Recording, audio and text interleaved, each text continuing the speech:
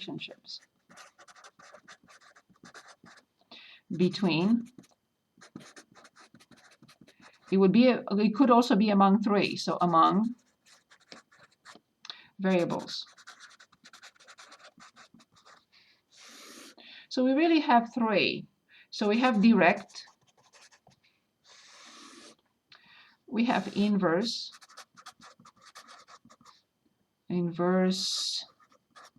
and we have joint. This is for two variables, and this is for three. We don't have to talk about the third one. Let's talk about the first two. I'm going to write the formula, but we don't have to illustrate. Here, direct means when both x and y are increasing. So for example, this is a relationship that is direct. How come? As x increases, y increases. So from this point to this point, as you see, this is x and y, this is x and y.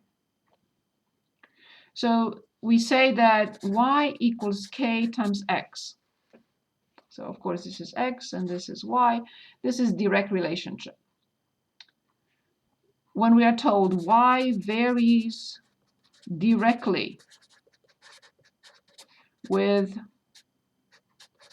or as x. Whenever I hear this, I write this equation. And you can say, what is k? A constant. We call it constant of proportionality.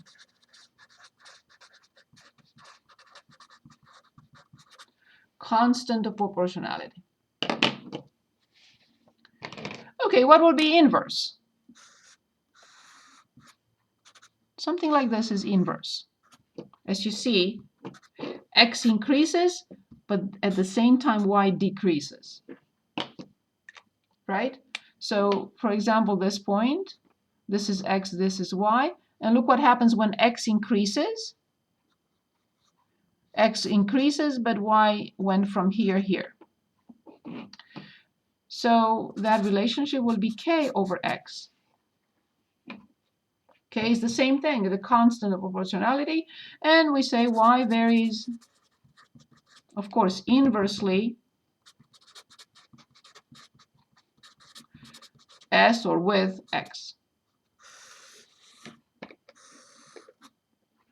And for joint, we have y equals k x z, or combinations of these two. So x is a variable, z is a variable, k is the same thing in both, all three. K has the same meaning. And now let's see if we can find, if you have a problem for me, give it to me so we can illustrate and move on. It will save me time to find one. I mean, I can make one up anytime. Does anyone have a problem? I have a quick question. Yes. So for inverse, it's as one of them increases and the other decreases? Yes. Okay, thank you. So here they go together. Look. Here,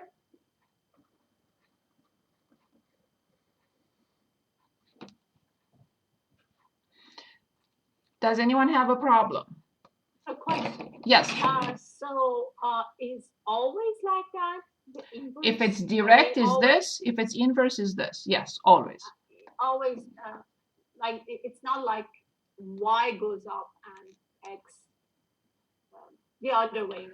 It's the same thing, but I can rename them. I can change this, and then rename this as y and this as x. So it's always the product. So x times y equals k. That's what this really means. Cross multiply. Do we want to work on a problem, or is this explanation good enough? Let's do one problem. Yes. Do you have one, please? Can you indicate one anywhere? What page are we on? I think it's in R.5. So can anyone find a problem for us? It should be in R.5. It can be from your MyLab math problems. It's fine. And the number is into cities in U.S. Okay, which problem, which number is that? It's in the last question of R.5. Okay. So I'm going to share my screen. Let's look at. Okay, you said there was the last one here, 23? Yes. Okay, perfect. Good. So the number of cities n, so this is 23 in R.5 MLM. Okay, so the number of cities n with a population greater than S is inversely proportional to S. So n is inversely proportional to S. That's it. That's the relationship. Varies inversely or inversely proportional is the same thing. Same thing with inversely proportional. We can say varies directly or varies directly proportional. So, or is directly proportional to. Good. Yeah. But how would I know how many cities? I haven't finished. No, just give me one minute. So just give me 1 minute. I just wrote the relationship first because it says inversely. I have to first of all decide which relationship I'm using. I have 3. So in the first step, I have to decide which one. Is it direct? Is it inverse? Or is it joint? Is that okay so far? I haven't read it. I haven't even read anything yet. Yeah. Okay, in 2008. So now I take notes. In 2008, 53. N was 53 cities with a population greater than 400,000. So S was 400,000. Okay, so let me stop sharing. In 2008, N was 53 and S was 400,000. I don't need to read on. I know why this information is given to me. Why is it given to me before I even read on? Because the CPU is tall. Because I need to find K. K. That's it. I need to find K. Awesome. So 53 equals K divided by 400,000. Cross multiply. So K equals 53 times 400,000. So what do I have? I have 3 zeros, 2 more zeros, 2 and 1, 21. So now I put it in the formula. N equals 21,200,000 divided by S. Now I can read on. So then, in part A, estimate the number of US cities with a population between 400,000 and 500,000. So we already had 400,000. So now I have to calculate N for 500,000. Okay, so when S equals 500,000, I'm asked to find N. So N will be 21,200,000 divided by 500,000. So I cross out these. So N is how much? So it's 4 and it's 2, right? And 2 and 0.4 cities. You can say this is silly. You're really talking about 42 cities. You cannot have 42.4. So now, when S is 400,000, we have N equals 53. But when S is 500,000, we have N equals 42. So how many more do we have? What's the difference? How many cities? So again, it says Estimate the number of US cities with a population between 400,000 and 500,000. The difference will be 11. The difference will be 11 cities. It says estimate. So that's our estimate. Good. And then in part B, it says between 300,000 and 650,000. So you know what you have to do, right? For S equals 300,000, you will find N. For X equals 650,000, you will find N and then find the difference, right? You have the formula. Plug in 300,000, find this N. Plug in 650,000, find the other N, and then subtract. Okay? Very good question. Can we move on? Do we have anything else? Is this better, everyone? Yeah. Awesome. Good. Thank you for bringing that up. Good. So we are back to 1.2. Let's see what else is there. We looked at some continuity. Let's look at another example and then move on. So I'm on page 125. So I think that this is my page 3. Yes. On 125. Let's take a look. I'm just gonna share my screen. And where am I? Let me close this. Let me go back to the book. Oh, I have a chat. Okay, good. Okay, we want to look at one. We want to look at, I'm going to go to 1.3 and just go backwards one page or two.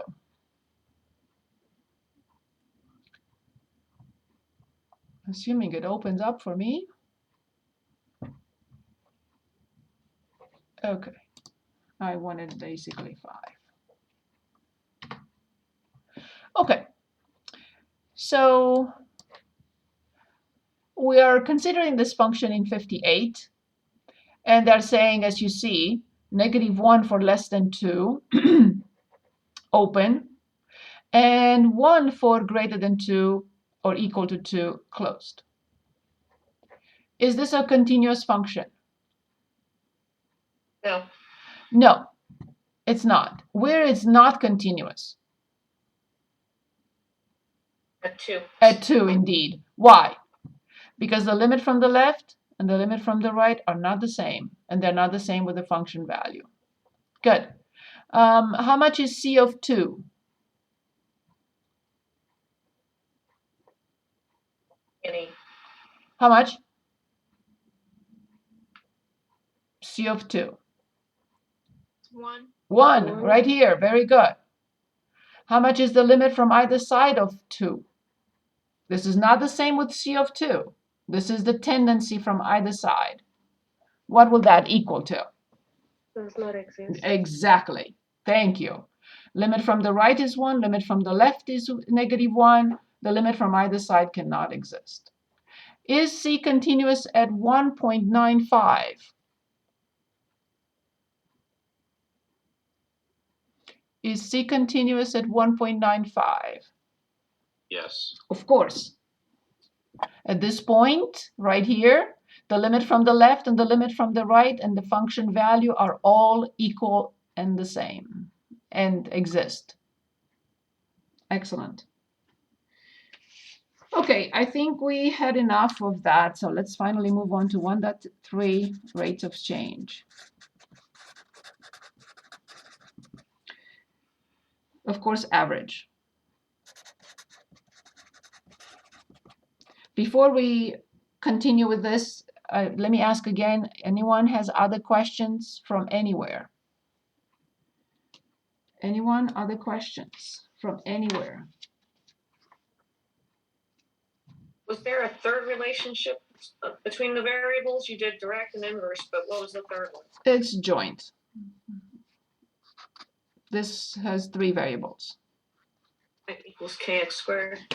K, X, Z. 3, Okay. 1, 2, 3 variables, and the constant, same thing as before. So we don't have anything to say here. Let's choose from page 133. We've done all this. Oh, I didn't mean to do that. I meant to go here and type in 133.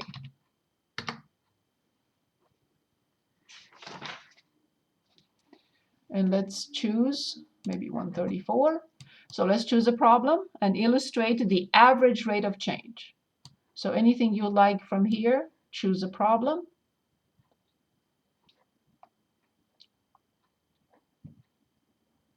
And then we're going to look at the difference quotient, our best friend.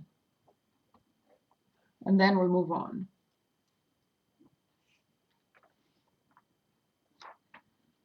Okay, I'm going to choose 19 then.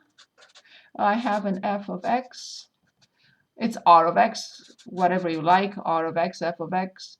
So this is 1/2 x squared plus 1/4 x.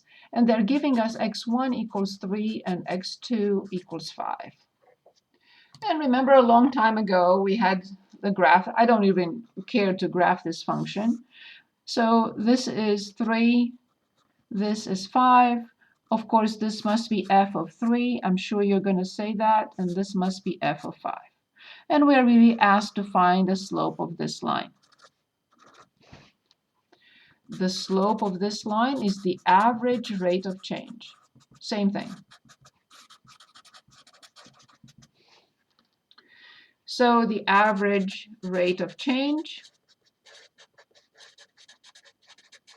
we like to write it in parentheses, in brackets, 3, 5, because that's the question, between 3 and 5. This will be, of course, can anyone give us the slope of this line?